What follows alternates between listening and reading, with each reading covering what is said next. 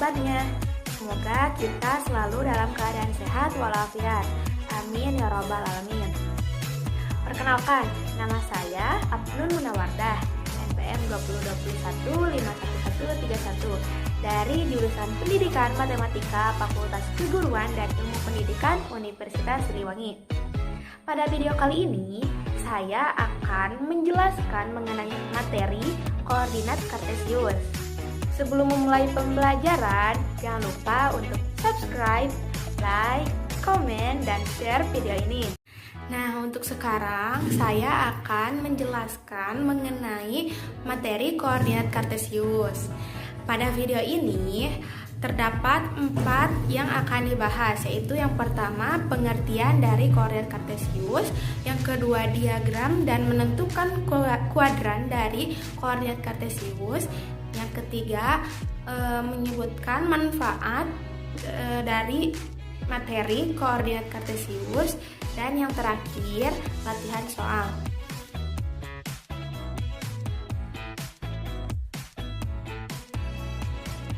Apakah ada yang tahu apa itu koordinat kartesius?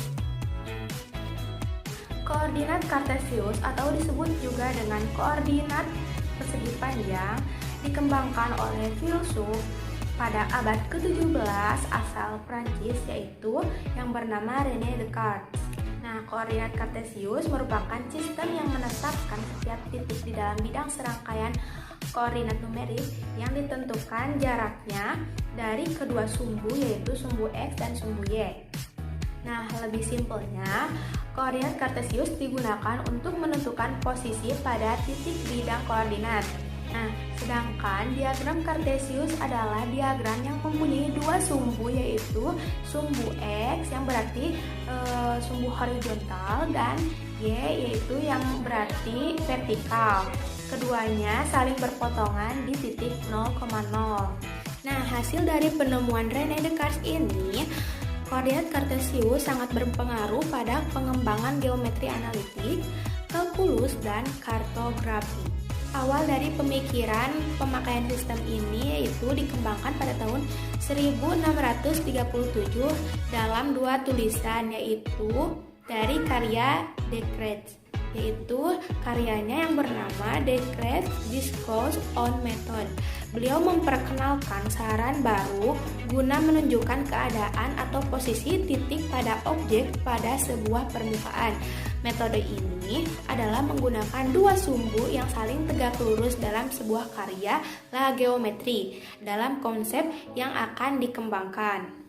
Nah, untuk sekarang saya akan memperlihatkan contoh dari diagram kartesius. Bisa dilihat pada gambar, diagram kartesius itu mempunyai dua sumbu. Seperti yang tadi saya jelaskan, koordinat kartesius itu mempunyai dua sumbu, yaitu sumbu X dan sumbu Y. Nah, kedua sumbu ini saling berpotongan di titik 0,0.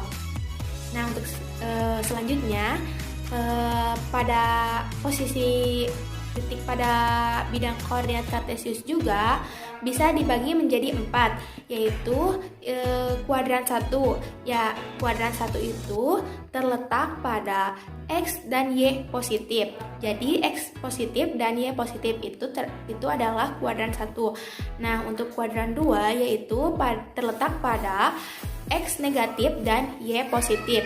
Nah, untuk kuadran 3 yaitu pada X dan Y-nya negatif. Jadi X-nya negatif dan Y-nya negatif. Dan untuk kuadran 4 yaitu terletak pada X positif dan Y negatif. Bisa dilihat pada gambar berikut. Nah, untuk sekarang saya akan menjelaskan manfaat dari koordinat kartesius pada kehidupan sehari-hari. Koordinat bisa digunakan untuk banyak hal. Sebagian contohnya adalah yaitu yang pertama menunjukkan letak atau posisi pada titik. Yang kedua, memudahkan untuk mencari letak tempat pada peta. Yang ketiga, sebagai alat pendeteksi dalam radar pesawat terbang. Yang keempat, memudahkan untuk membuat denah. Nah, untuk sekarang agar lebih memahami, kita coba pada latihan soal ya. Nah, untuk soal yang pertama yaitu gambarlah titik A negatif 4,6 titik B 2, negatif 3 titik C negatif 6, negatif 4 dan titik D 7,3 pada koordinat kartesius. Lalu tentukan titik-titik yang berada pada kuadran 1, kuadran 2, kuadran 3 dan kuadran 4. Nah, kita jawab, kita selesaikan, yaitu kita cari dulu titik A. Titik A yaitu tadi negatif 4,6.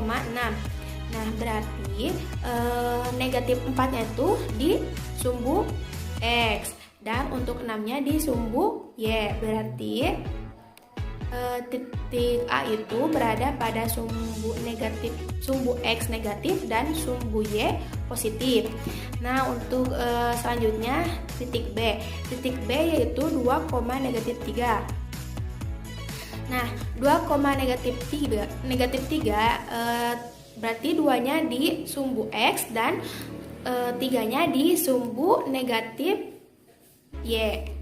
Nah, untuk titik C yaitu negatif 6, negatif 4. Nah, untuk negatif 6, negatif 4 berarti ini sumbu X-nya di negatif dan sumbu Y-nya di negatif. Nah, untuk titik D yaitu 7, negatif 7,3. Nah, titik D ini berarti terdapat pada sumbu X positif dan sumbu Y positif. Nah, kita sebutkan berarti yang berada pada posisi kuadran 1 yaitu tadi yang positif semuanya yaitu titik D. Nah, untuk kuadran 2 yaitu titik A. Dan untuk kuadran 3 yaitu pada titik C. Yang kuadran 4 yaitu terdapat pada titik B. Nah, sampai sini ada yang bisa dimengerti.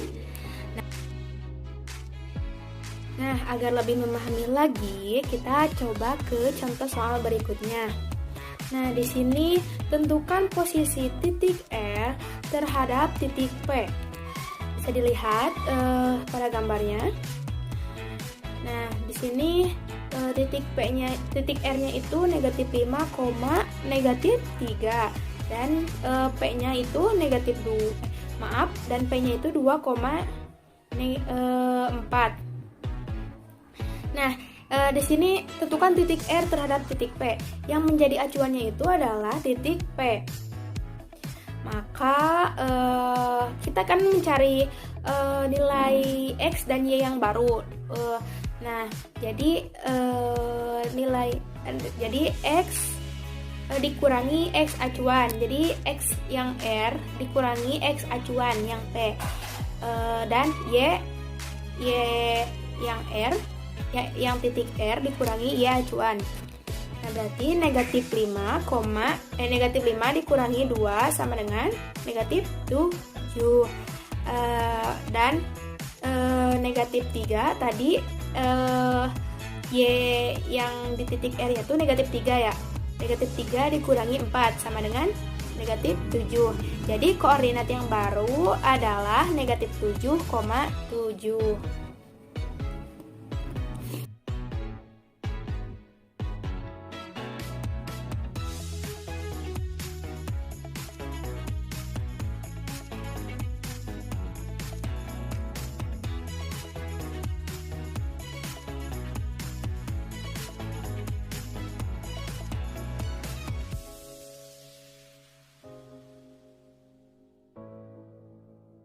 Nah, untuk soal yang terakhir, diketahui titik A 4,6 dan titik B 10,9.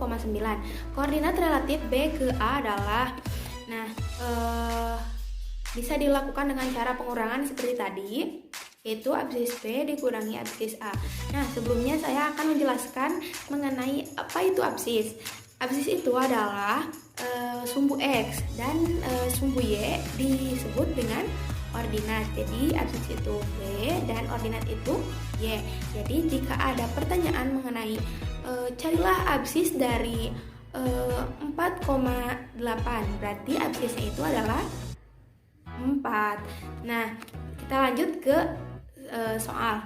Koordinat titik B ke A bisa dilakukan dengan cara pengurangan, yaitu absis B dikurangi absis A, berarti titik X pada X pada titik B dan X pada titik A, dan ordinat B dikurangi ordinat A. Maka tadi absis B-nya itu 10 dan absis A-nya itu 4. Jadi 10 dikurangi 4 yaitu 6, dan 9. Tadi ordinatnya B itu 9 dan ordinatnya A itu 6. Jadi 9 dikurangi 6 sama dengan 3. Jadi koordinat relatif B ke A adalah 6,3. Nah, teman-teman, bagaimana pembelajaran kali ini? Apakah bisa dimengerti mengenai materi koordinat kartesius? Semoga bisa dipahami ya. Untuk sekarang mungkin dicukupkan. Terima kasih sebelumnya telah menonton video ini. Mohon maaf bila ada kata-kata yang salah dari saya. Terima kasih. Wassalamualaikum warahmatullahi wabarakatuh. See you next video.